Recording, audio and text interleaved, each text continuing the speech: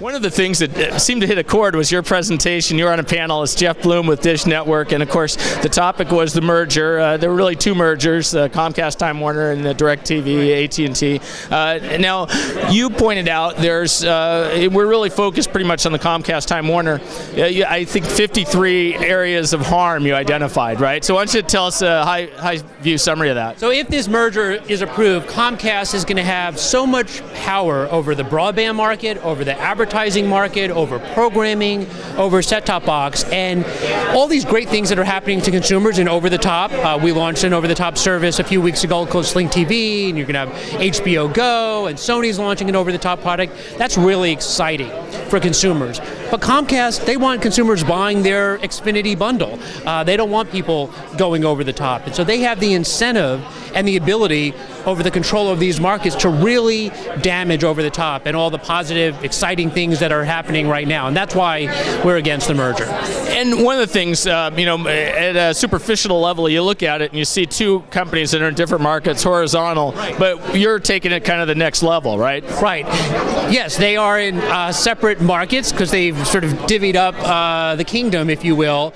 But people look at over-the-top services nationally. When you buy Netflix, it's a national service. Sling TV is a national service.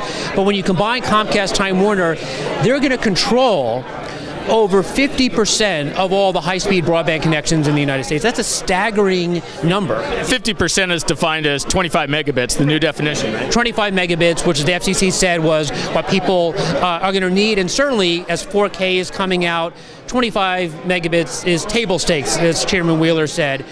But to give one company basic control of half the internet, how is that conceivably good under any law or any analysis? We don't think it is. Well, and I think where your message resonated with the ACA members here is access to content, for their customers to access it, right? That's right. So not only will Comcast, Time Warner control half of the internet, they control NBC.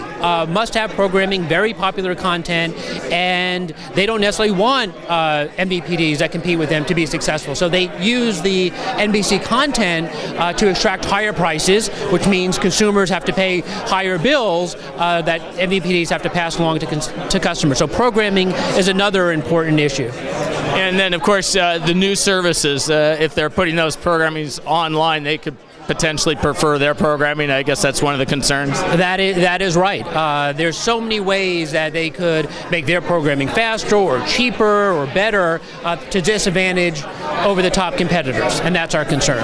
Now, from a condition standpoint, do you anticipate that this might be approved with conditions, or is it still too early? I think it's still too early. As I said during the panel, the FCC and the DOJ are conducting a very serious review. There's not discussion about conditions right now. The discussion is about the harms, looking at the evidence, and if they believe there's harms and believe there's not conditions to alleviate those harms, I think they'll reject the merger. And we also heard that right now it seems like the Title II really isn't having much of an impact on this. I don't think it does. I think for all the reasons that I explained, their sort of tentacles and their ability to hurt competition goes way beyond what the net neutrality rules are designed to cover, and I don't think will really impact the decision. I think the FCC DOJ will make the decision based upon whether this is good for consumers, and we don't think it is. Okay, well, Jeffrey, appreciate your time and your perspective. Thank you. Have a good day. Thanks.